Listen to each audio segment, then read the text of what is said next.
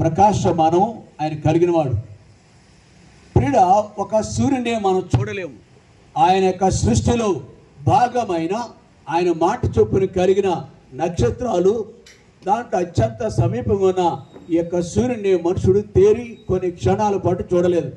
కానీ దేవుడు వాటిని, నక్షత్రాలను, సూర్యుని సృష్టించిన ఆ దేవుడు ఏ మనుషుడును చూడలేడు, చూసి బ్రతకడు అని రాయబడింది.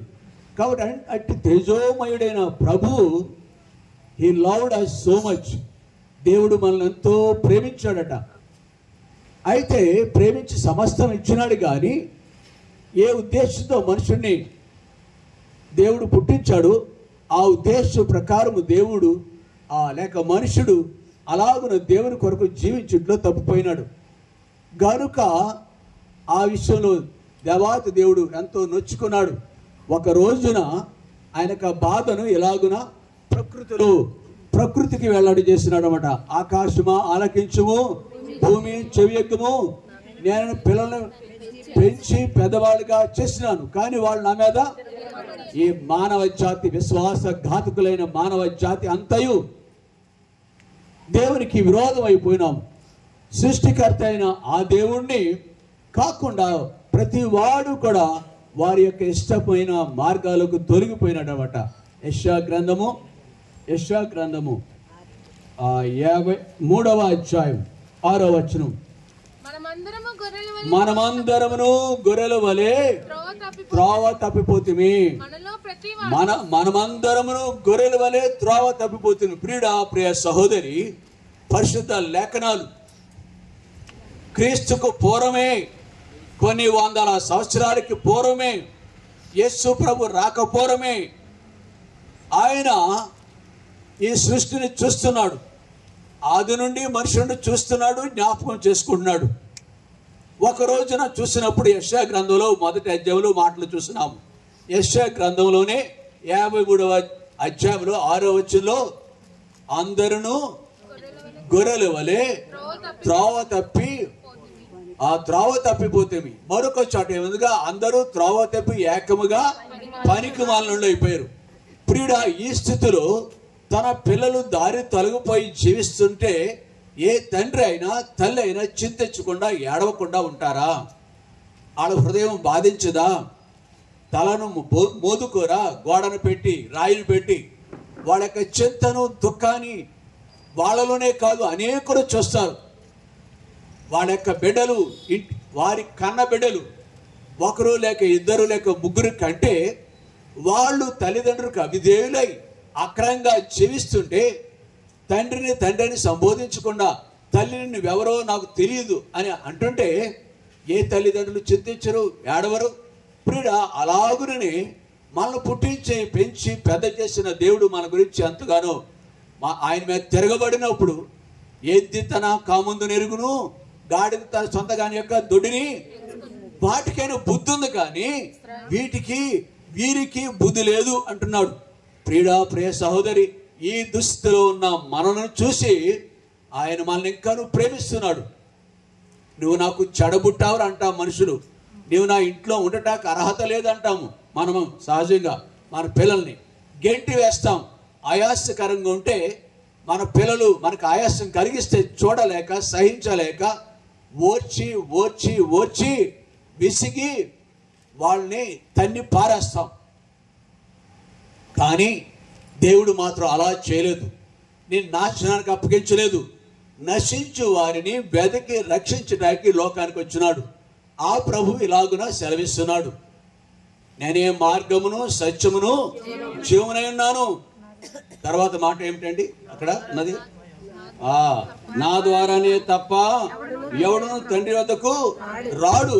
ప్రియ సహోదరి, తిరిగి యెషయా గ్రంథం 53:6 వచనంలో, అందరూ త్రోవ తప్పి పనికి మాలిన వాడైపోయారు. గొర్రెల వల్లే త్రోవ తప్పిపోతున్నాం మనం. గొర్రెలు ఎలాగున సునాయాసంగా మొదటి గొర్రె ఏ మార్గంలో వెళుతుంటే అదే మార్గంలో వెళ్ళిపోతుంది.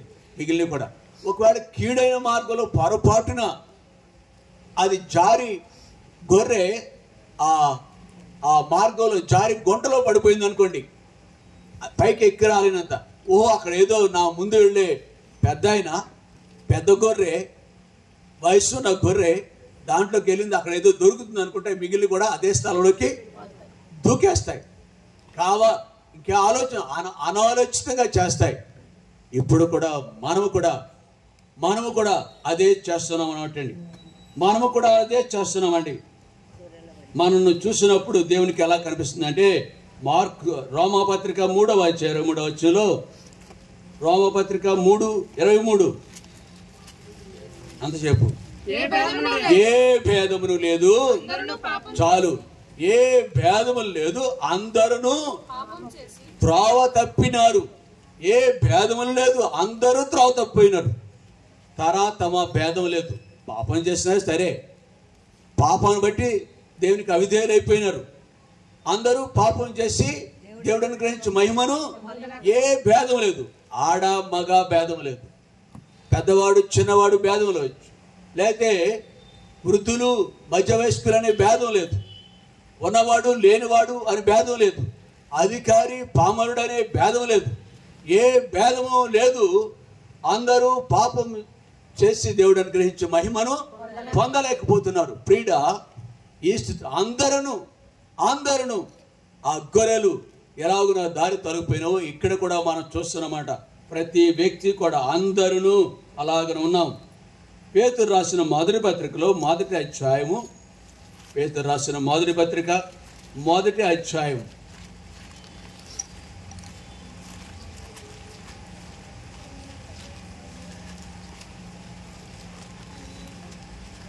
18వ వచనం. పితృపారంపర్యమైన మీ వ్యర్థ ప్రవర్తన అందరూ ఎలా ఉన్నారు దేవుని కంటికి?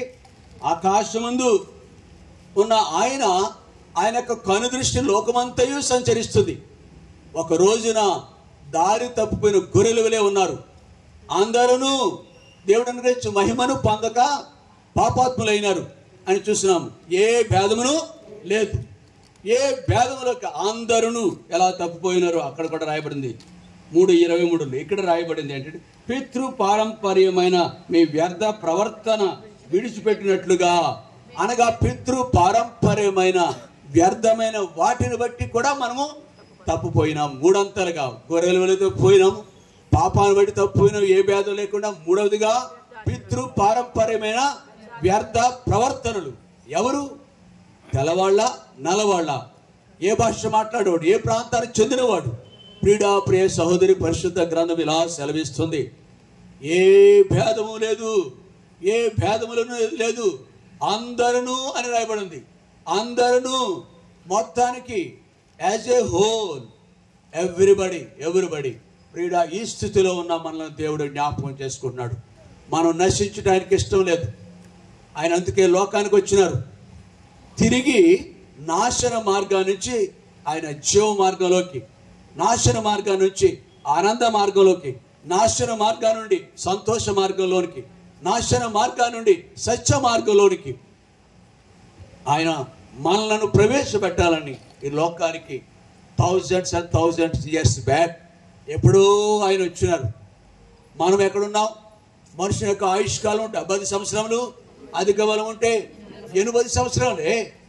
ఈ చివరి తరంలో యుగాంతంలో ఉన్న మనము ఈ మధ్యనే చూస్తున్నాం.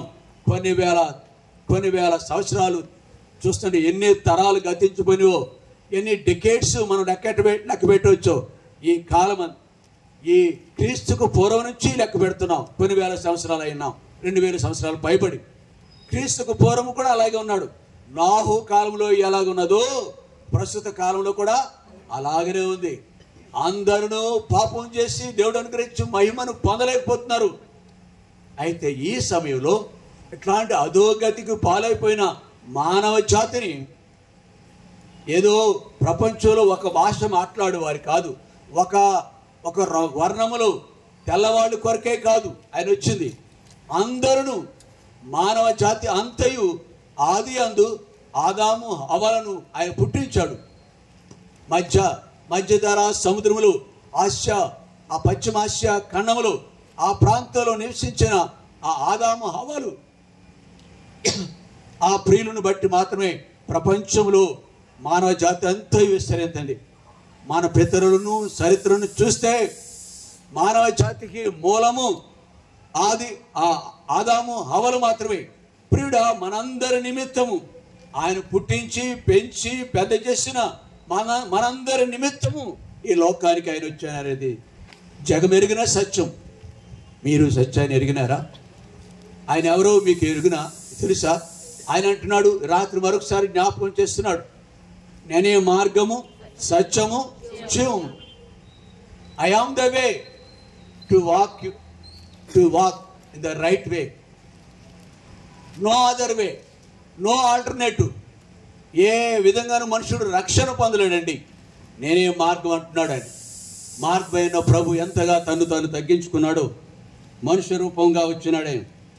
మనుష్య రూపంగా దేవాతి దేవుడు, మహిమోన్నతుడైన దేవుడు, కోట్లాది సూర్యుల కంటే తేజోమయుడైన దేవుడు తను తగ్గించి రిక్తుడైపోయినాడు. శాపగ్రస్తమైన శరీరంలోకి వచ్చినాడు ఆయన. శాపగ్రస్తమైన శరీరం, మానవ శరీరం ధరించుకున్నాడు. శిలోమాను పొందినంతగా తగ్గించుకున్నాడు. అమూల్యమైన ప్రశస్తమైన యవన రక్తాన్ని ఆ గొల్గోతా కొండ మీద కల్వరి గిరిలో ఆయన తన ప్రాణాన్ని ధారపోసి తన రక్తాన్ని సిద్ధించినాడు. ప్రియుడా, ఎందుచేత దేవాతి దేవుడు మానవ జాతి కొరకు చనిపోవాల్సి వచ్చింది? హెబ్రీయులకు రాసిన పత్రిక 9వ అధ్యాయము 22వ వచనం చూడండి. హెబ్రీయులకు రాసిన పత్రిక మరియు ధర్మశాస్త్ర ప్రకారము ధర్మశాస్త్రముల ప్రకారము సమస్త వస్తువులను వస్తువులు మనుషుడు దేవుని దర్శించడానికే రక్తము చెందిస్తూ ఉంటాడు. అందుకే మన పితరులు, మా నానమ్మ, మా తాతయ్యతో నేను కూడా ఆ కోడెలు మేకలు తీసుకెళ్ళేవాడిని కొల్లేరు అనే ప్రాంతానికి. అక్కడ వధించేవాళ్ళం మేము. వాటి రక్తాన్ని అక్కడ ఒలికించి ఆ మాంసాన్ని మనుషులుగా భుజిస్తారు. ప్రియుడా, అనగా ధర్మశాస్త్రం ప్రకారము సమస్త వస్తువులు రక్తము ద్వారా శుద్ధి. ఎడ్ల బండులు, మా తాతయ్య ఎడ్ల బండులు శుద్ధి అవ్వాలి. నూతన సంవత్సరం, కొత్త సంవత్సరం రోజున అనుకుంటా బళ్ళు శుభ్రం చేస్తారు. అవసరమైతే పశువుల శాలలు శుభ్రం చేస్తారు. అక్కడ కూడా బలి అర్పిస్తారు. ఎడ్ల బండికి, ఆ పశువుల పాకలోను ఇట్లాగ రక్తము అనగా సమస్త వస్తువులు రక్తము ద్వారా శుద్ధి చేయబడతాయి. చదువు. రక్తము చిందింపబడకుండా అలా శుద్ధి చేయబడి ఆయా వస్తువులు శుద్ధి చేయబట్టాకే రక్తము కావాల్సి వస్తే మనుషుని యొక్క పాపము పోవాలంటే ఎట్లా మార్గం?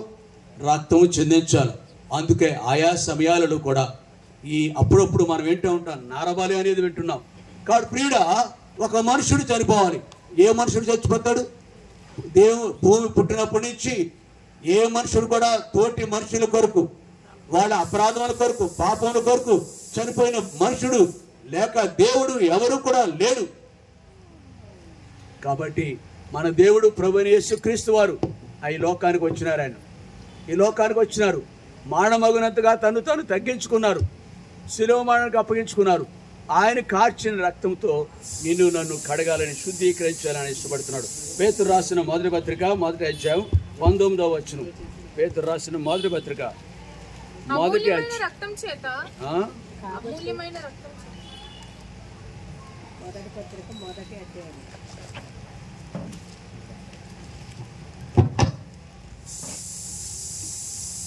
పేతురు రాసిన మొదటి పత్రిక 1వ అధ్యాయం 18వ వచనంలో 19వ వచనం, అమూల్యమైన రక్తం చేత అనగా నిర్దోషమును నిష్కళంకమునగు గొర్రెపిల్ల వంటి క్రీస్తు రక్తము చేత విమోచింపబడితేరని మీరు ఎరుగుదు కదా. ప్రియుడా, అనగా దోషం పోవాలంటే, పాపం పోవాలంటే రక్తము చిందింపబడాల. గొర్రెల యొక్క రక్తము, మేకల యొక్క రక్తము, ఎడ్ల యొక్క రక్తములో కూడా కామ, క్రోధ, మదమచ్చరాలు ఉన్నాయి. అవి మనుషుడు వాటిని చంపి రక్తమును చిందించి పాప దోషము నుండి, మన దోషాల నుండి మనం విడుదల పొందుట అసంభవం. అందుకే దేవాతి దేవుడు ఆయన యొక్క సంకల్పం ప్రకారం జగత్ ఉత్పత్తికి పూర్వమే యుగాంతంలో ఉన్న మనము నశింపకూడదని ఆయన ప్రియకుమారుడైన యేసుక్రీస్తు ద్వారా మనం రక్షించుకోవటానికి. అందుకే ఇక్కడ పేతురు రాసిన మొదటి పత్రిక మొదటి అధ్యాయం 9వ అమూల్యమైన, ప్రశస్తమైన, నిర్దోషమైన, నిష్కళంకమగు. ఇది ఎక్కడ దాని క్వాలిటీస్, యాడ్జెక్టివ్స్ ఎంత విశేషమైనదో అనేది ఇక్కడ మనం చూస్తున్నాం. అట్లాంటి రక్తాన్ని మన కొరకు ఆయన చిందించాడు. ఓ ప్రియ సహోదరి, పట్టణవాసులారా, యేసు ప్రభు మానవాళి కొరకు ఏం చేస్తున్నాడు? Not for one human kind, ఒక మనుషుడి కొరకు కాదు, ఒక జాతి వాళ్ళ కొరకు కాదు, ఒక జాతి వాళ్ళ కొరకు కాదు, అందరి నిమిత్తము. అందరూ పాపం చేసి దేవుడు అనుగ్రహించు మహిమను పొందలేకపోతున్నాం కదా. అందరి కొరకును, నీ కొరకును, నా కొరకును, యుగాంతంలో మనందరి కొరకును ఆయన ఈ బలియాగం అయిపోయినాడు. తన రక్తాన్ని దారపోసినాడు. ఆయన నా నిమిత్తమే ఈ లోకానికి వచ్చినారు, నా కొరకే చనిపోయినారు, నా కొరకే రక్తం, అమూల్యమైన రక్తమును చెందించారు. ఆ రక్తము ఎవరు? ప్రతి వ్యక్తిని, ప్రతి పాపిని కడుగుతుంది. ఎప్పుడు కడుగుతుంది? యోహాను రాసిన పత్రికలో 1వ అధ్యాయం 9వ వచనంలో, యోహాను రాసిన మొదటి పత్రిక 1వ అధ్యాయము 9వ వచనం, మన పాపంలో మనం ఒప్పుకునే ఎడల ఆయన నమ్మదగిన వాడును నీతిమంతుడుగా. మన పాపంలో మనం ఒప్పుకునే ఎడల, మన పాపాలు ఒప్పుకోవాలి, ఆయన విశ్వసించాలా. యేసు ప్రభు నా నిమిత్తమే పరలోకానికి నుంచి భూమికి వచ్చారు, ఆయన ఎందు విశ్వసించాలా. ప్రభువా, నా నిమిత్తం ఎంత గొప్ప బలియాగం చేసినావు, నా నిమిత్తం నీ అమూల్యమైన యవన రక్తాన్ని, పరిశుద్ధమైన నిర్దోషమైన రక్తాన్ని నా కొరకు చిందించినాను. ఈ సత్యమును నేను మర్చిపోయినాను. పితృ పారంపర్యమైన వ్యర్థ ప్రవర్తనలను ద్వారా నేను ఇటు అటు లాగివేయబడినాను. గొర్రెల వలె త్రోవ తప్పిపోతేని. అందరూ పాపం చేసి దేవుడు అనుగ్రహించి మహిమను పొందలేకపోతుందా? ఆ మహిమను పొందలేని వారిలో నేను ఒకడిగా ఉన్నాను. దయతో ఈ సత్యం ఈ దినమే, ఈ రాత్రే విన్నాను. నన్ను క్షమించు ప్రభా. ఇక్కడ కూర్చున్న వారు అనేకులు ఈ సత్యం ఎరిగినారు. వారి భాష ఏదైనా, గోత్రం ఏదైనా, వంశం ఏదైనా, యేసు నా నిమిత్తము ఈ కార్యం చేశారు. అమూల్యమైన రక్తం చేత, అనగా నిర్దోషమును, నిష్కలకమును గొర్రెపిల్ల వంటి క్రీస్తు రక్తము నా కొరకే చిందించాడు ఆయన అని ఇక్కడ ఉన్నవారు అనేకులు ఆయన యందు విశ్వసించి వారి స్థితిని, నిజస్థితిని ఒప్పుకొని విడుదల పొందారు. అనగా ఎప్పుడైతే మన దోషాలు ఒప్పుకుంటామో, తన అతిక్రమలు పరిహారం పొందినవాడు, తన పాపములకు ప్రాయశ్చిత్తం పొందినవాడు ధన్యుడు అనే ధన్యతలోనికి, ఆశీర్వాదంలోకి వెళ్ళాలంటే మన పాపాలు ఒప్పుకోవాలా. కప్పుకోకూడదు. కప్పుకోకుండా నా పాపాలు ఒప్పుకుంది అంటున్నాడు రాజాయుండి కూడా ఒక వ్యక్తి. నువ్వేం చేస్తావు? రాత్రి యేసు వార్త వింటున్నాం, మనం యేసు వార్త వింటున్నాం. ఇది ఎవరి కొరకు? నా కొరకే. అవును. ఎప్పుడైతే ఆయన సన్నిధిలో పశ్చాత్తాపడతామో, క్రీస్తు రక్తము ప్రతి పాపమును కడిగి మనలను పవిత్రులుగా చేయును. ఈ ధన్యత మేము కలిగి ఉన్నాం. కూర్చున్న అనేకులు కలిగి ఉన్నారు. ప్రియ సహోదరి, ఈ అనుభవం నీకు లేకపోతే మనం కూడా ఇప్పుడే అడుగుదాం. మనం కూడా పాపినని చెప్తాం. ధన్య ధన్య యేసు నామము. పాడాలి శరణం కూడా. ధన్య ధన్య యేసు నామము.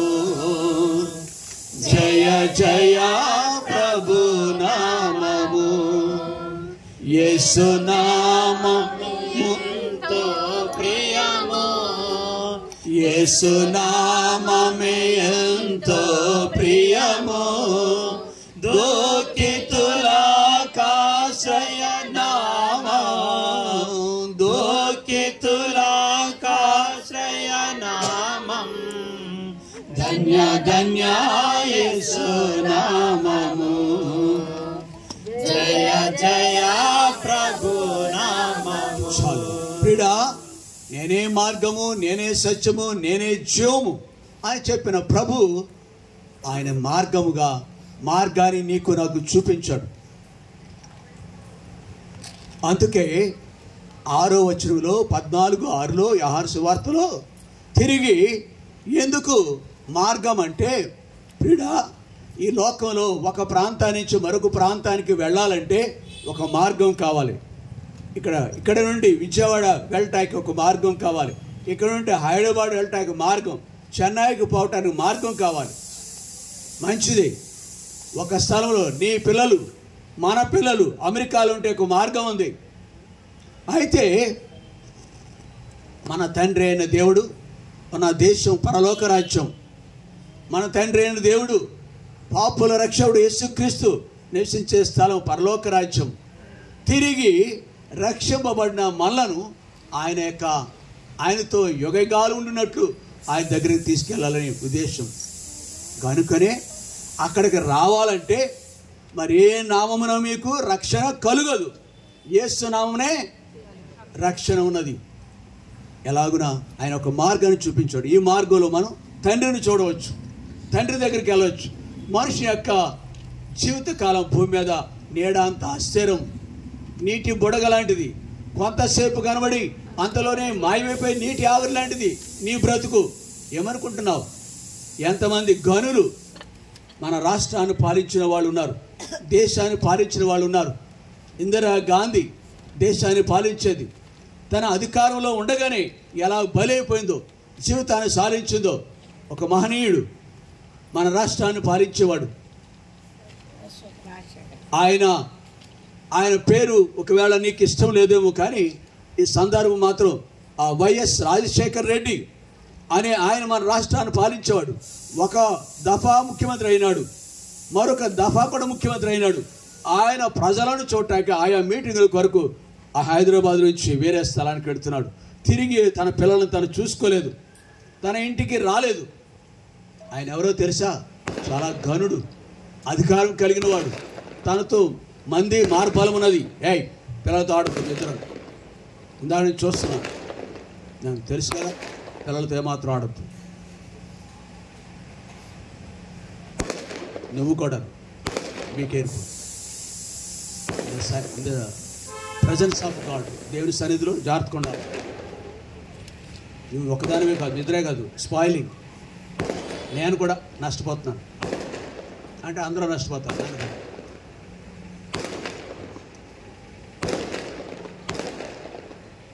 కాబట్టి ఆయన తాను కాపాడుకోలేకపోయినాడు.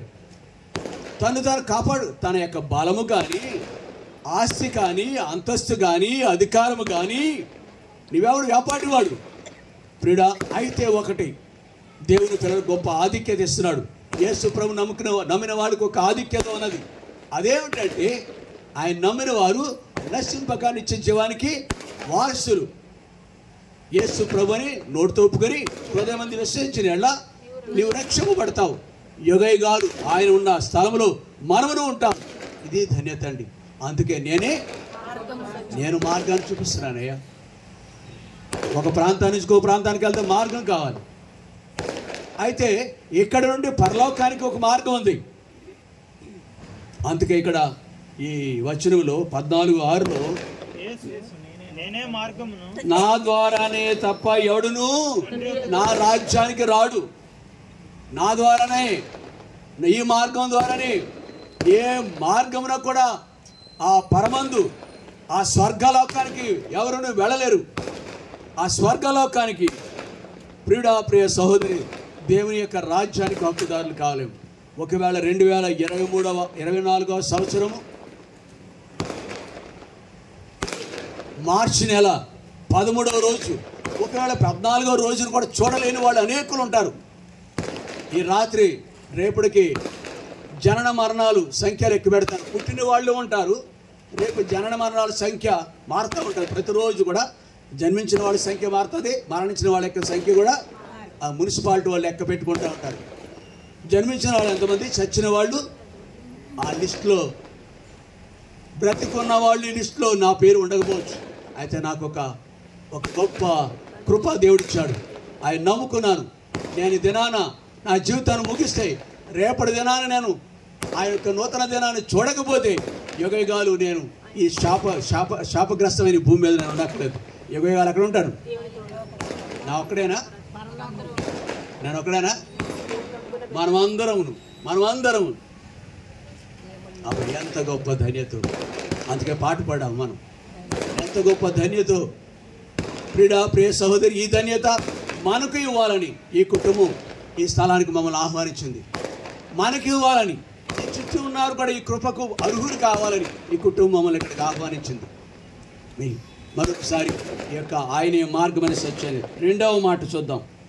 ఆయన మార్గం అనే సత్యాన్ని ఇప్పుడు మనసును పెట్టాం. రెండవది సత్యం. ఆయన యోహాను సువార్త 8వ అధ్యాయం 31వ వచనం. యోహాను సువార్త 8వ అధ్యాయం 31వ వచనం. కాబట్టి యేసు తన్ను నమ్మిన యూదులతో, మీరు నా వాక్యమందు నిలిచిన వారైతే నిజముగా నాకు శిష్యులై ఉండి సత్యమును గ్రహించెదరు. చాలు. ప్రియ సహోదరి, యేసునందు విశ్వసించుడు ద్వారా మీరు విమోచింపబడతారు. ఆయన రక్తం ప్రతి పాపమును కడిగి మనలను పవిత్రులుగా ఆయన పిల్లలుగా చేసుకుంటారు. యోహాను సువార్త 1వ అధ్యాయం 12వ వచనం ఏముంది? యోహాను సువార్త తన్ను ఎందరు అంగీకరించురో వారందరికీ, అనగా తన నామందు విశ్వసించిన వారందరికీ దేవుని పిల్లలు అవటానికి what a beautiful privilege it is. ఎంత గొప్ప ధన్యత అండి. ఇలాగున ఆయన పిల్లలు అయిపోతాం, దేవుని రాజ్యానికి హక్కుదారులు అయిపోతాం, యుగయుగాలు భూమి మీద ఆయన స్వాస్థ్యంగా బతకొచ్చు మనం. అంతేకాదు, ఇక్కడ రెండవది ఏంటంటే సత్యములోనికి నడిపబడతాం. మీరు నా వాక్యమందు నిలిచిన వారు అయితే నా యందు మీరును, మీ యందు నా మాటలు, అనగా ఆ వాక్యమందు నిలిచిన వారిగా ఉండాలి. నాకు శిష్యులై ఉండి సత్యమును. ఎప్పుడైతే వాక్యం నీలోకి వస్తుందో, ఎప్పుడైతే నీవు దేవునిలోకి వస్తావో, వాట్ ఈస్ ట్రూత్ అనేది తెలుస్తుంది. సత్యం ఏంటో నువ్వు గ్రహించేవాళ్ళు. అప్పుడు ఆ సత్యము మిమ్మలను సొంతగా, మనకున్న బంధకాలన్నీ పోతాయి. వంశ పారంపర్య ఆచారాలన్నీ కూడా మటుమాయమైపోతాయి. మరణ బంధకములను చుట్టుకుని ఉండేను, పాతాళపు వేదనలను పట్టుకుని ఉండేను, శ్రమయు దుఃఖమును ఈ లోకంలో మనకున్న కలిగి ఉన్న ఆచారాలు, పితృపరంపరమైన పద్ధతులు అన్నీ కూడా ఇవన్నీ మనకు మరణ బంధకాలు. అందుకు అంటున్నాడు ఆయన, మరణ బంధకములను చుట్టుకొని ఉండేను, పాతాళపు వ్యాధులను పట్టుకుని ఉండేను. ప్రియ సహోదరి, ఈ స్థితి నుంచి వెలుపలకు వచ్చిన మనము సత్యములో స్థిరులుగా ఉండటానికి, సత్యము మనల్ని స్వతంత్రులుగా చేస్తుంది అంటండి సత్యము. కాబట్టి ఈ కృప రెండవది, సత్యములో స్థిరముగా ఉండే గొప్ప భాగ్యము దేవుడు మనకు అనుగ్రహిస్తాడు. కాబట్టి మర్చిపోవద్దు, ఆయనకు అప్పగించుకోవాల్సిన అవసరత ఉంది.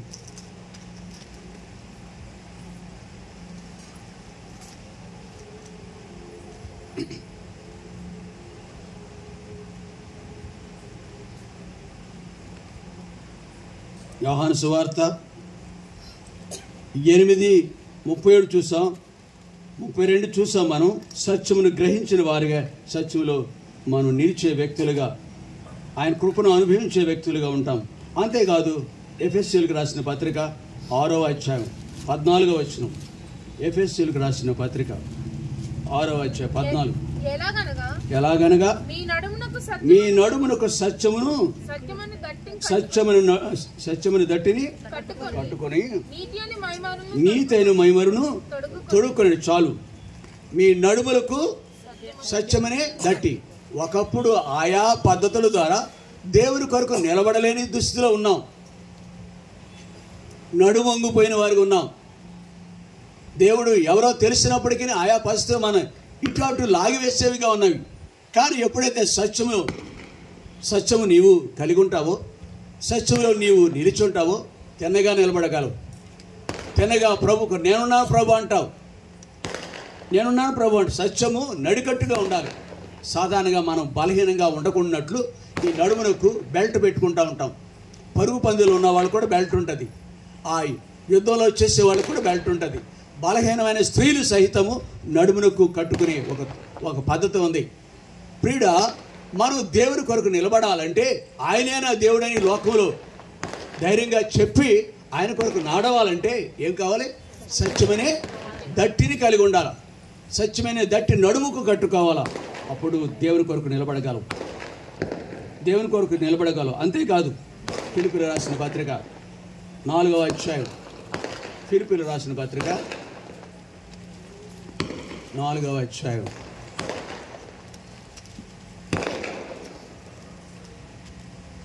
8వ వచనం, సహోదరులారా అప్పుడు ఎప్పుడైతే నువ్వు సత్యమును గ్రహించావో, సత్యమైన ప్రభుకు హృదయంలో చోటిచ్చావో, సత్యములో నిలిచి ఉంటావో, సత్యమును నడికట్టుగా కలిగి ఉంటాము.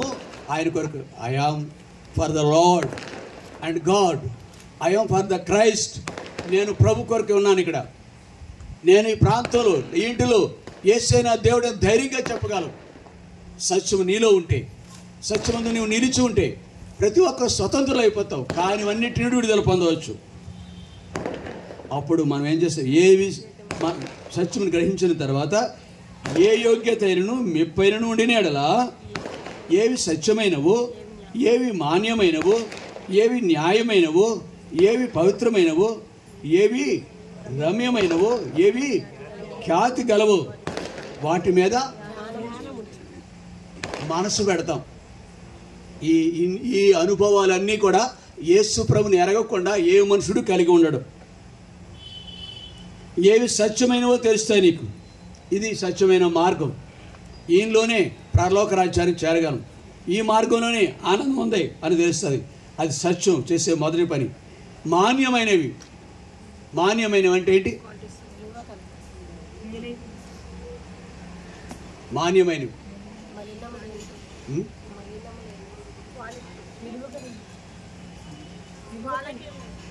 వినబడలే. మాన్యమైనవి ఏవి అంటే పరిశుద్ధమైన ఉందాం. ఏవి సత్యమైనవో, ఏవి మాన్యమైనవో, ఏవి న్యాయమైనవో. ఇక్కడ పవిత్రమైనవి వచ్చేసింది.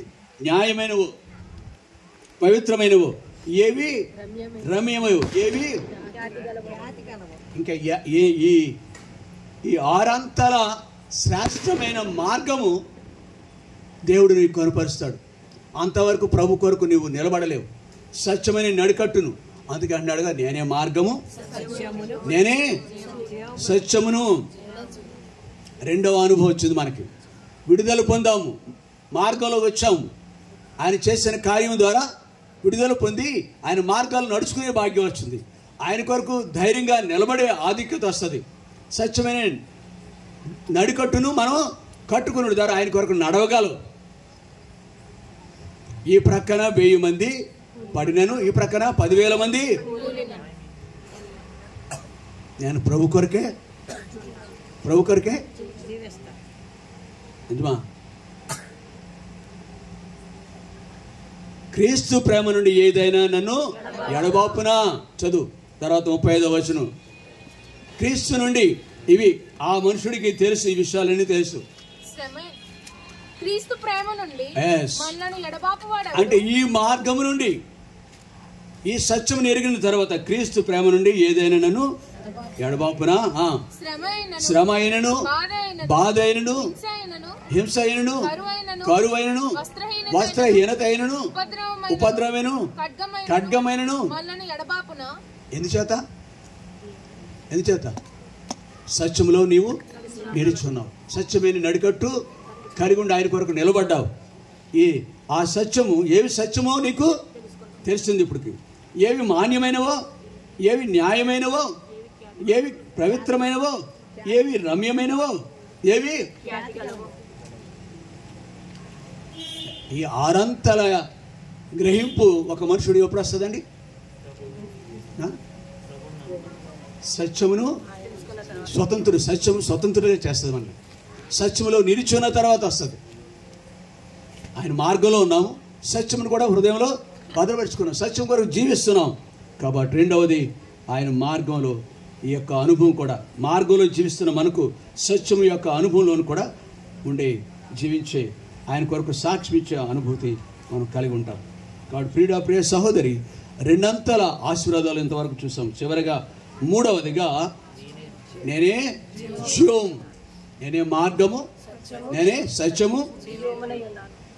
సత్యము మనల్ని స్వతంత్రులుగా చేస్తుంది, దాసులుగా చేయదు.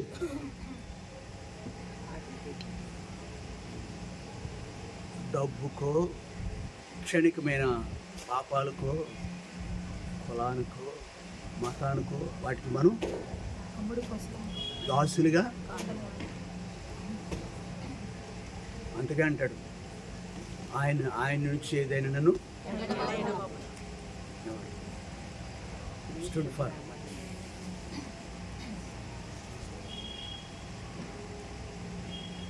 వాట్సాప్లో ఈమె 1-2 వచ్చినాయి. వాట్సాప్ కొరకే సత్యమును గ్రహించినాను. ఒక గురుడివాడిని ఆ మేలు పొందిన తర్వాత, చూపు పొందిన తర్వాత దేవాలయాలకు, సమాజ మందిరంలోకి వెళ్తాడు. అరే బాబు, నీ కళ్ళు ఎలా వచ్చినాయిరా నీకు? నాకు ఒకటి తెలుసు. ఏం చేస్తాడు అతను? కళ్ళు స్వస్థపడతాడు. నేల మీద ఉమ్ము వేసి, బురద చేసి నా కళ్ళకి రాశాడు. వెంటనే నేను, ఆయన పేరు యేసు అంటారు. అరే వాడు ఆయన పాపియో కాడో నేను ఎరుగును, ఒకటి మాత్రము నేను ఎరుగుదును, నేను గుడ్డివాడనై ఉండి ఇప్పుడు చూస్తున్నాను. నాకు కూడా తెలుసు. ఆయన ఎవరు? ప్రభువేనా? ఇతను బహిష్కరించేశారు. అతను ఇప్పుడు బహిష్కరించేశారు. ఎవరిని? యేసు ప్రభు. అందుకే సిలువ శాపగ్రస్తమైన.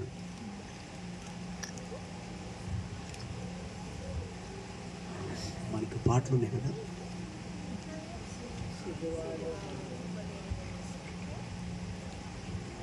మనం పాడుతూ ఉంటాం కదా. మంచి కాలం, శ్రమకాలంలో పాడతాం. చెప్పు తెలియదు. 270. మనకై యేసు మరణించే శరణం కూడా. మన పాపముల కొరకై నిత్య జీవముని చుటకే సాచుండు సజీవుడాయే, నిత్య జీవముని చుటకే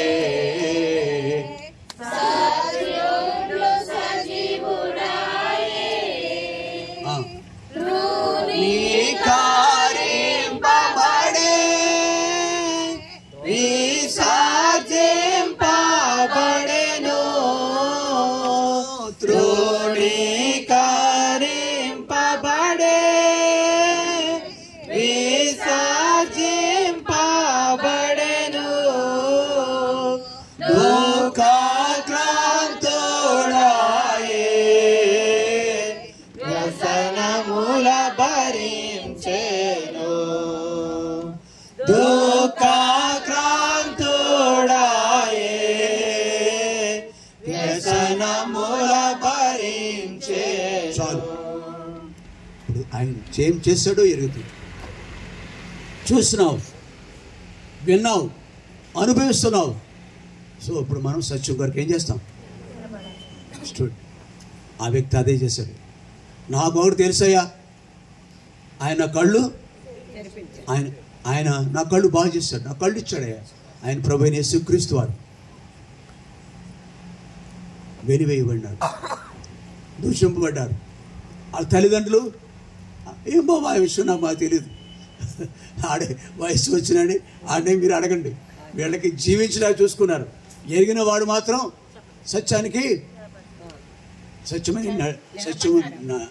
సత్యమును నడికట్టుగా కలిగి ఉన్నాడు.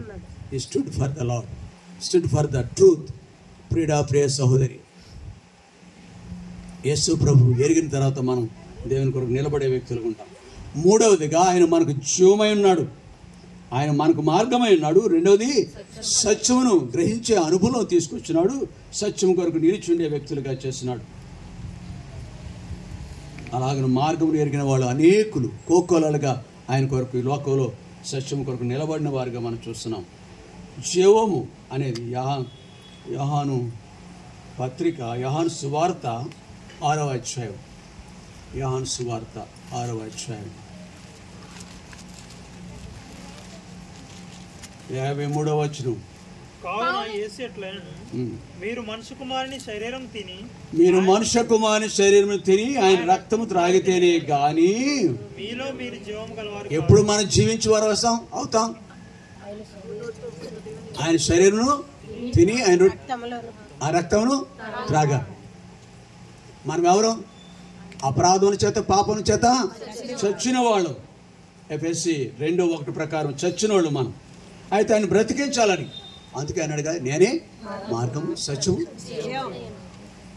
యోహాను సువార్త 5వ అధ్యాయం, యోహాను సువార్త 5వ అధ్యాయం 24వ వచనం. నా మాట విని నన్ను పంపిన వాని విశ్వాసం ఉంచువాడు నిత్య జీవం గలవాడు, వాడు తీర్పులోనికి రాక మరణంలో నుండి జీవంలోనికి దాటి ఉన్నాడని. మొదటిగా జీవించేవాడుగా అవుతాడు ఒక మనుషుడు. జీవములోనికి, తీర్పులోనికి రాక మరణం నుండి జీవంలోనికి వస్తావు. విశ్వాసము, నీ విశ్వాసం నేను జీవించేవాడిగా చేస్తాను. అందుకే రోమా 10:9-10 వచనాలు మనకు అందరి కంటో పాటు ప్రభు యేసు ప్రభుని నోటితో ఒప్పుకొని హృదయమందు విశ్వసించిన వాళ్ళ ఏం చేయలేదు. నువ్వు నీ బట్టలు మార్చుకోలేదు, నీ డబ్బును గిరాట వేయలేదు, దరిద్రులకు ఇవ్వలేదు, నీ ఆస్తిని అమ్మేయలేదు, ఏమి చేయలేదు. కేవలం విశ్వసించినావు. విశ్వాసం మరణంలో నుండి మనలను జీవంలో నడిపింది. వాడు తీర్పులోనికి రాక మరణంలో నుండి జీవించు వారిగా మారిపోయిన 5వ వచనం చూస్తున్నాము. వాటి ప్రస్తుతం దేవుని కొరకు జీవించే వారిగా మాత్రమే కాదు, కానీ 2వ అనుభవం ఏంటో తెలుసా? ఇక్కడ నిత్య జీవానికి యుగయుగాలు దేవుని రాజ్యంలో ఉండే గొప్ప ఆధిక్యత కూడా ఇస్తున్నాడు. జీవించుట వేరు, నిత్య జీవం వేరు. ఇక్కడ మనం ఆయన కొరకు జీవించే వ్యక్తులుగా చేస్తాడు, ప్రభు చేసినాడు. 2వది యుగయుగాలు ఆయన యొక్క రాజ్యంలో ఉండే భాగ్యం, నిత్య జీవం, నిత్య రాజ్యములకు హక్కుదారులుగా చేస్తాడు. 3వది ఏంటంటే తీర్పులోనికి రాక మరణం నుండి తప్పించబడతాం, మరణంలో నుంచి తప్పించబడతాం అంటండి. అనగా ఆ పునరుద్ధానంలో కూడా పాలు పొందే ఆధిక్యత మనం కలిగి ఉంటామండి. పునరుద్ధానము చూడండి, 54వ వచనంలో కూడా ఉంది కదా, ఇది అక్కడే 6వ అధ్యాయం 54వ వచనం. నా శరీరం తిని నా రక్తం త్రాగువాడే నిత్య జీవం గలవాడు, అంత్యదినమున నేను వాణ్ణి లేపుదును. ఇక్కడ అంత్యదినమున వాణ్ణి నేను అంటే మరణం మీద నువ్వు జయం పొందుతావు, మరణం మీద మనం జయం పొందుతాం. ఈ 3 గొప్ప కార్యం ప్రభు అయిన యేసునందు విశ్వాసించడం ద్వారా ప్రియ సహోదరి మనం జీవించే వారిగా మార్చబడినప్పుడు దేవుని కొరకు జీవించే గొప్ప ఆధిక్యత మనం కలిగి ఉన్నాం. కాబట్టి ఇట్టి కృప మనకిచ్చిన దేవునికి యుగయుగాలు సర్వదా మనం కృతజ్ఞత కలిగి ఉండాలి.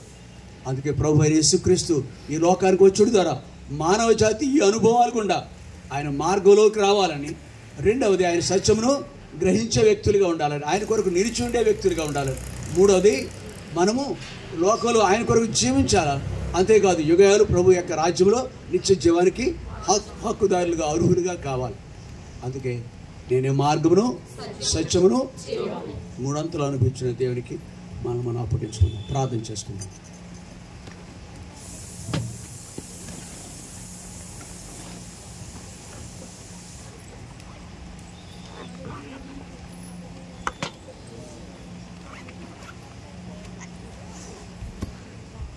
మోకరించుదాం, ప్రార్థన చేసుకుందాం.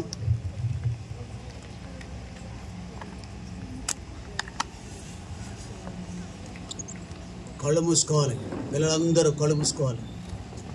ప్రార్థన అంటే మోకరించట్లేదు, కళ్ళు మూసుకోవాలి, విపరీతున్నారు అందరూ.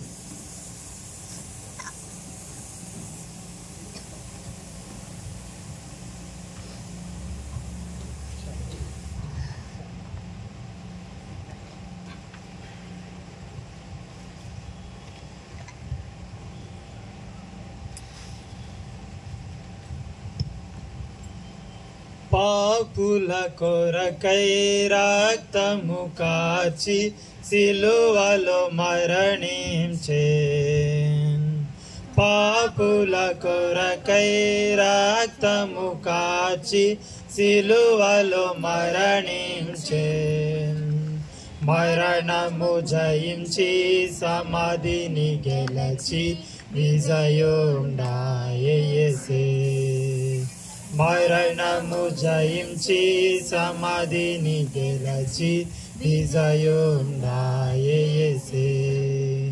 యేసు నామమునే పాపికి రక్షణ సర్వ జగమునందు, యేసు నామమునే పాపికి రక్షణ సర్వ జగమునందు.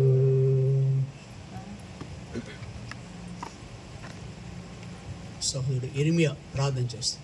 మౌత్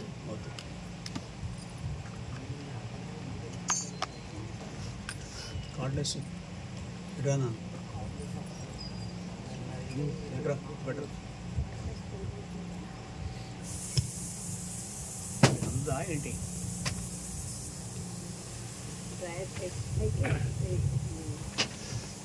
మహాపరిశుద్ధుడైన తండ్రి, నీ మహాపరిశుద్ధమైన ఘనమైన మరి వాళ్ళ గృహం దగ్గర ఏర్పాటు చేసినటువంటి ఈ యొక్క కొడుకును బట్టి మీకు 2 రోజులతో కృతజ్ఞతాస్తుతులు చెల్లించుకుంటూ ఉన్నా.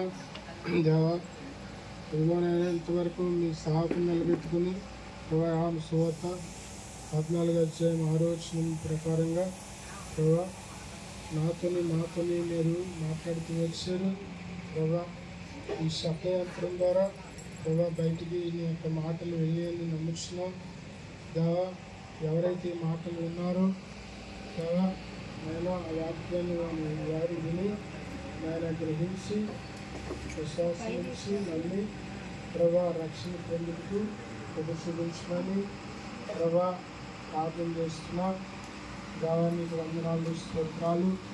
ఏదో తండ్రి కూడి పెట్టించుకున్న వారికి రావాల్సిన ఆశీర్వాదాలు దయచేయమని ప్రార్థన చేస్తున్నాం. అదిగో ప్రభా, ఈ కూడికి వచ్చిన మమ్మల్ని కూడా జ్ఞాపకం చేసుకోండి ప్రభా. దేవానికి వందనాలు, స్తోత్రాలు. నేను కుమారుడిని యేసుక్రీస్తుని లోకానికి పంపించి ప్రభా దేవా నాయన మరి పరలోకం నుండి భూమి మీదకి ఒక దారిగా కుమారుడిని యేసుక్రీస్తుని ప్రభా వేసావు ప్రభా. ఈ దారిలో మేము ప్రయాణం చేసినప్పుడు ఇరుకు మార్గంలో ప్రభా మేము నిత్యత్వంలో ప్రవేశిస్తామని మీ వాక్యం ద్వారా మీరు మాట్లాడుచు వచ్చారు. దేవానికి వందనాలు, స్తోత్రాలు. నాయన సత్య మార్గాన్ని బట్టి స్తోత్రాలు ప్రభా. జీవమును గురించి మీరు మాట్లాడుతూ వచ్చారు. యేసు నేనే పునరుద్ధానం జీవం, ఆయన విశ్వాసం నుంచి వాడు చనిపోయిన బ్రతుకుతాడు, ప్రతి నన్ను విశ్వాసం అనేది చనిపోడని వాక్యం ద్వారా మీరు మాట్లాడుతూ వచ్చారు. ఆ మాట విన్న తండ్రి విశ్వాసం నుంచి వాడు నిత్యము గలవాడు, అక్కడ తీర్పు రోజుకి రాక మనం జీవంలోనికి దాటడని చెప్తూ వచ్చారు. అందుకు వందనాలు, స్తోత్రాలు చెల్లించుకుంటూ ఉన్నాను. ప్రభా, ప్రభ ద్వారా మా నీతిమంతులుగా చేయబడి ప్రభా విశ్వాసం ద్వారా రక్షించబడి ప్రభా సత్యంలో నడుచుకునే మార్గమును మాకు దయచేస్తారు. మేము ప్రేమ కలిగిన వారిగా, సత్యం చెప్పేవారిగా, అన్ని విషయాల్లో క్రీస్తు వలె ఉండేవారిగా, ఎదిగేవారిగా దయచేయమని ప్రార్థన చేస్తూ నాయన సమస్త మహిమ ఘనత కీర్తి ప్రభావాలు మీకే చెల్లించుకుంటూ పరిశుద్ధులను ప్రార్థిస్తున్నాం తండ్రి. పరిశుద్ధమైన మా తండ్రి, నమ్మకమైన మా ప్రభు అని కొందనాలు. మరొకసారి నీ పాద సన్నిధికి వస్తున్నాం.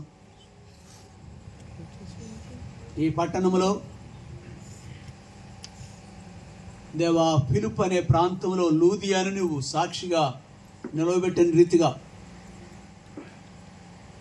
ఈ స్థలంలో నీ నామం పెట్టబడిన మా ప్రియుల యొక్క కుటుంబాన్ని బట్టి నీ కొందనాలు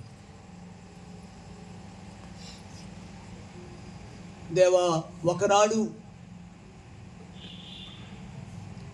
నేనే మార్గము, సత్యము, జీవము అని చెప్పిన ఆ సువార్త విని శరసాల అధిపతి ఆయనకు కుటుంబం నీ కొరకు తీర్మానం చేసుకున్న రీతిగా, నీకు సాక్షులుగా ఉన్న రీతిగా ప్రభా ఈ కుటుంబాన్ని కూడా ఈ స్థలమందు మీరు భద్రపరిచినందుకు వందనాలు. అంతేకాదు ఇక్కడ మోకరించగలిగిన మా ప్రియులందరిని బట్టి నేను స్తుతిస్తున్నాను ప్రభా. సర్వలోకమును సంపాదించుకొని తన ప్రాణాన్ని పోగొట్టుకుంటే ఏమి లాభమని లేఖనంలో ఉంది దేవా.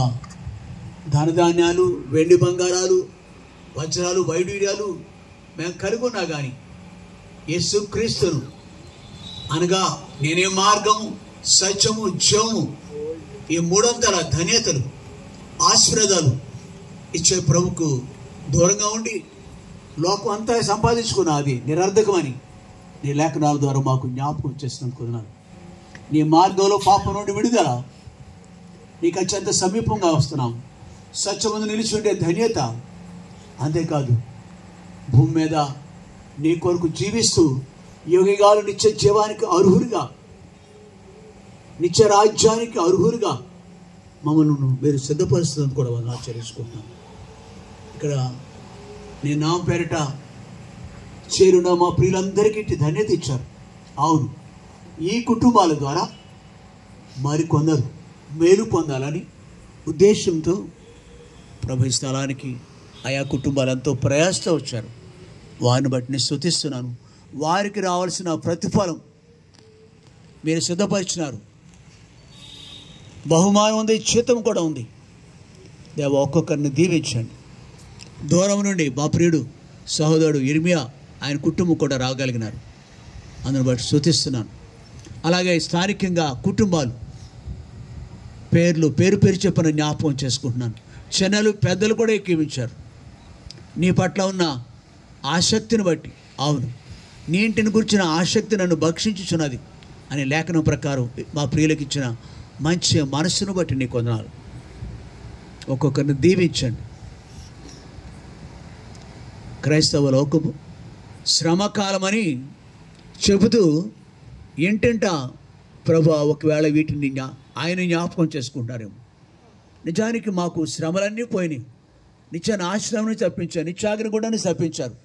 క్రీస్తునందు ప్రభు ఫిలిప్పీ 4:4 ప్రకారం ప్రభునందు ఆనందించే ఆధిక్యత మాకు ఇచ్చావు. ఆ నీ సంతోషం గురించి ప్రకటించడానికి, నీ నామను గొప్ప చేసుకోవటానికి ఈ స్థలమందు మమ్మల్ని ఉంచినందుకు వందనాలు. మా శ్రమలు మీరు అనుభవించారు, మాకు బదులుగా మీరు మరణించారు. నేను పొందవలసిన మరణం నుండి ఆ నిత్యాగ్ని గుండానిచ్చి మేము పొందవలసిన నిత్యాగ్ని గుండానిచ్చి మమ్మల్ని తప్పించినారు. దేవా, మరొకసారి నీకు స్తుతులు స్తోత్రం చెల్లించుకుంటూ తిరిగి మా ప్రియులు వారు గృహాలకు వెళుతున్నారు. నీ సన్నిధి వారితో ఉంచండి. ప్రత్యేకంగా సహోదరుడు పెద్దరాజు ఆయన యొక్క కూతుర్లు ఉన్నారు. ప్రభా కొడుకు కుటుంబం ఉంది. వారు ఎవరు దినమందు మాతో ఏకీపించలేదు. దాంతో క్షమించండి. మరొక సేవలు వారికి దయచేయండి. ఎవరు రక్షింపబడ్డారో ఆ ఇంట్లో వారిని బట్టి నీకు వందనాలు.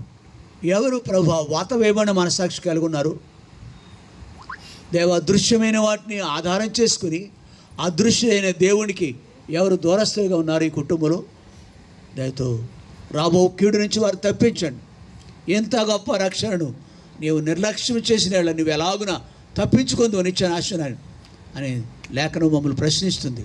మా చుట్టూ ఉన్న వారిని ప్రశ్నిస్తుంది. ప్రభా, వారిని కూడా జ్ఞాపకం చేసుకుంటూ రేపు నిశ్చితమైతే దేవుని యొక్క మందిరంలో 10 గంటల నుంచి 12 గంటలు జరిగే ఆధారణ కూడుకులో కూడా సహాయం కోరుకుంటూ సంఘమంతా మా ప్రియులు ఆహ్వానించారు. వారిని బట్టి కూడా వందనాలు. ఆ కూడికి కూడా నీకు మహిమార్థం ఉంచుకోండి. ఘనత మహిమా ప్రభావం నీకు ఆరోపించుకుంటూ ఇంతవరకు తోడైనందుకు వందనాలు చెల్లించుకుంటూ యేసు నామమున స్తుతించి ప్రార్థించి వేడుకుంటున్నాం తండ్రి. తండ్రి అనే దేవుని ప్రేమ, కుమారుడైన యేసుక్రీస్తు వారి యొక్క కృప, పరిశుద్ధాత్ముని యొక్క అన్యోన్య సహవాసం సదాకాలం చేరిన మనందరికీ తోడైనను గాక. ఆమేన్. Praise the lord. రేపు మర్చిపోవద్దు, ఉదయకాలం 10